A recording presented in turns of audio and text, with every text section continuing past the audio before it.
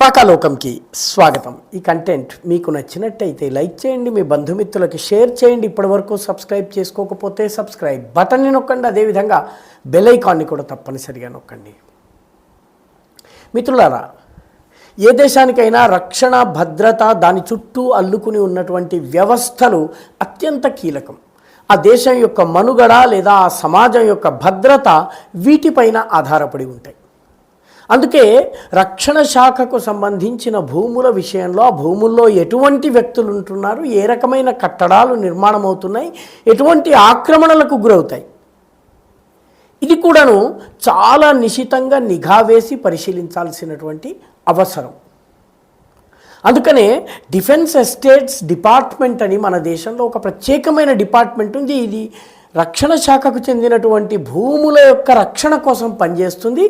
అందులో అక్రమ కట్టడాలు కానీ వేరే వాళ్ళు వచ్చి ఆక్రమించుకోవడం కానీ చేసినట్లయితే వాటిపైన సకాలంలో తగిన చర్యలు తీసుకుంటుంది.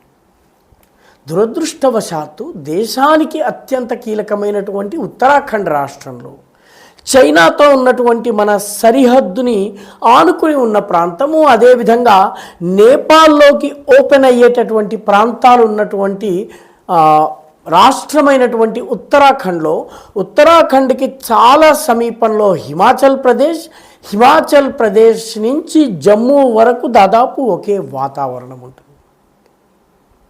కాబట్టి ఈ ప్రాంతంలో రక్షణ శాఖకు సంబంధించిన భూములు చాలా ఉన్నాయి. దీనిలో రకరకాల ట్రైనింగ్ ప్రోగ్రామ్స్ జరుగుతూ ఉంటాయి, శిక్షణ కార్యక్రమాలు జరుగుతూ ఉంటాయి, రకరకాల ఆర్మీ డ్రిల్స్ జరుగుతూ ఉంటాయి, రెసిడెన్షియల్ ఎస్టేట్స్ ఉంటాయి, వాటితో పాటు ఆర్మీ స్కూల్స్ ఉంటాయి, కంటోన్మెంట్స్ ఉంటాయి.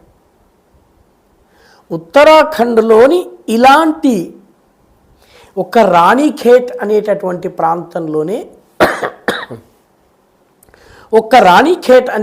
ప్రాంతంలోనే ఇటీవల సర్వే చేస్తే 13 అక్రమ మదార్లు బయటపడ్డాయి.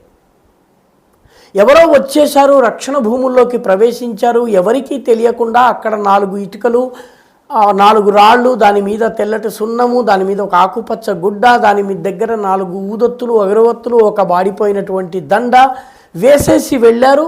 ఓ వారం 10 రోజుల తర్వాత ఇంకొకళ్ళు వచ్చారు, దానికి ఇంకొక మాల వేశారు. ఈ రకంగా ఒకళ్ళు, ఇద్దరు, ముగ్గురు రావడం వెళ్ళడం, ఇదంతా కూడాను రాణిఖేట్లో ఉన్నటువంటి అత్యంత కీలకమైనటువంటి డిఫెన్స్ ఎస్టేట్ ల్యాండ్స్లో జరిగింది. 13 అక్రమ మజార్లు. ఒక 5 ఏళ్ల క్రితం అక్కడ మజార్లు లేవు, దర్గాలు లేవు. 5 ఏళ్ల లోపల అక్కడ వచ్చేసాయి. ఎందుకంటే ఒకసారి ఆకుపచ్చ గుడ్డ కప్పేసి ఊదువత్తి వెలిగిస్తే దాన్ని ముట్టుకోవడానికి ఈ దేశంలో సెక్యులరిజం అంగీకరించదు. కాబట్టి ఈ రకంగా వాళ్ళు Ranikhet army school, Ranikhet cantonment, ఎక్కడైతే ఆర్మీకి సంబంధించినటువంటి శిక్షణలు ఇవ్వడం జరుగుతుందో, సైనిక సిబ్బంది అడ్వాన్స్డ్ గ్రౌండ్స్లో ఉన్నటువంటి సిబ్బంది ఉంటారో వాళ్ళకి సంబంధించినటువంటి ప్లేసెస్లో ఈ 13 అక్రమ మజార్లు, దర్గాలు వెలువడ్డాయి, నిర్మాణమయ్యాయి. అదేవిధంగా కోట్ ద్వార్ ఆర్మీ ఏరియా, ఇది కూడా ఉత్తరాఖండ్లో ఉంది. దాంతోపాటు డెహ్రాడూన్ కంటోన్మెంట్ జోన్లో వీటిల్లో కూడాను అక్రమ కట్టడాలు వచ్చాయి. ఎవరు వచ్చారో, ఎలా వచ్చారో తెలియదు. ఎందుకంటే డిఫెన్స్ ఎస్టేట్ ఏదైతే ఉంటుందో దానిది ఎక్కువగా చెట్లు అవి ఇవి ఉంటాయి కాబట్టి రెగ్యులర్గా వాడేటటువంటి ప్రాంతాలు వాడకంలో ఉంటాయి. కొన్ని దుబ్బు తుక్కు పేరుకుపోయినటువంటి కొన్ని ప్రాంతాలు ఏవైతే ఉంటాయో వాటికి ఎవరు వెళ్ళరు పెద్దగా. అలాంటి ప్లేసెస్లో ముందు ఒక మజారు పెట్టడము, దానికి ఊదొత్తులు పెట్టడము, నెమ్మదిగా ఆ ప్రాంతాన్ని కబ్జా చేసుకోవటము, తద్వారా ఆర్మీ కంటోన్మెంట్లోనో లేకపోతే ఆర్మీ స్కూల్లోనో జరిగేటటువంటి కార్యకలాపాలపైన నిఘా వేసి ఉంచటము, అవసరమైతే ఉగ్రవాద దాడి చేయటం. ఇది ఏదో కపోల కల్పన, ఏదో కట్టుకథ అని మీరు కనుక భావిస్తే సుంజువాన్లో సిఆర్పిఎఫ్కి సంబంధించినటువంటి హెడ్ క్వార్టర్ పైన ఉగ్రవాదులు దాడి చేశారు. వీళ్ళు ఎలా దాడి చేశారు? సిఆర్పిఎఫ్ యొక్క దాదాపు 12 అడుగుల ఎత్తైనటువంటి గేట్ ఏదైతే ఉంది, కంపౌండ్ వాల్ ఏదైతుందో, కంపౌండ్ వాల్కి అటువైపు అంతా కూడాను రోహింగ్యాల కాలనీస్ ఏర్పడ్డాయి.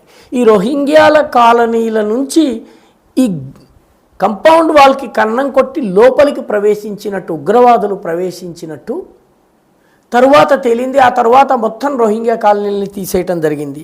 ఇలాగే కాల్సీ ఏరియాలో ఒక శ్మశానం వచ్చి వెలిసింది, ఒక కబర్స్థాన్ వచ్చేసేసింది. ఈ రకంగా చూసినట్టయితే అత్యంత సెన్సిటివ్ ప్రాంతమైనటువంటి ఉత్తరాఖండ్లో మతోన్మాద శక్తులు ల్యాండ్ జిహాద్కి పాల్పడుతున్నాయి. దీనికి వాళ్ళు ప్రత్యేకంగా టార్గెట్ చేస్తున్నది డిఫెన్స్ ల్యాండ్స్ని.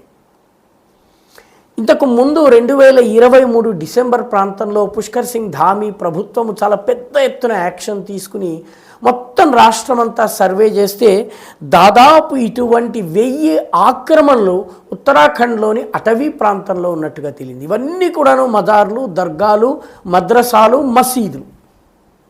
అక్కడ చుట్టుపక్కల ఎవరు ముస్లింలు లేరు, లేకపోతే ముస్లిం జనాభా ఉండే అవకాశం లేదు. అది అటవీ ప్రాంతము, జనావాసం ఉండదు. కానీ ఇవన్నీ వచ్చి వెలిసాయి. వీటి చుట్టూ కొందరు వచ్చి అక్కడ ఆశ్రయం ఏర్పాటు చేసుకోవటము, దీంతో ఒక చిన్న కాలనీ తయారు చేయటము, అదొక స్థావరంగా మారటం. దీన్ని పుష్కర్ ధామీ ఫారెస్ట్ జహాద్ అన్నటువంటి పదం ఉపయోగించారు. ఈ ఫారెస్ట్ జహాద్ మా దేశంలో, మా రాష్ట్రంలో చెల్లదు అని చెప్పి ఆయన 5,000 ఎకరాల 5,000 హెక్టేర్ల భూమిని ఈ దర్గాల నుంచి, అక్రమ మద్రసాల నుంచి, అక్రమ మసీదుల నుంచి విముక్తం చేశారు. ఒక రకంగా చాలా విప్లవాత్మకమైనటువంటి చర్య. అయితే ఇప్పుడు డిఫెన్స్కి సంబంధించిన భూములపైనే మతోన్మాద శక్తులు కన్ను వేశాయంటే పరిస్థితి ఎంత భయంకరంగా ఉందో ఊహించుకోవచ్చు. అది ఉత్తరాఖండ్ వంటి అత్యంత సంవేదనశీలమైనటువంటి సెన్సిటివ్ ఫార్వర్డ్ ఏరియాలో ఈ రకంగా జరుగుతున్నాయన్నది చాలా పెద్ద ఆందోళన కలిగించాల్సినటువంటి విషయం. ఈ వీడియో మీకు నచ్చినట్టయితే లైక్ చేయండి, షేర్ చేయండి, ఈ ఛానల్కు సబ్స్క్రైబ్ చేయండి. మీ అభిప్రాయాన్ని కమెంట్ల రూపంలో తప్పనిసరిగా పంపించండి.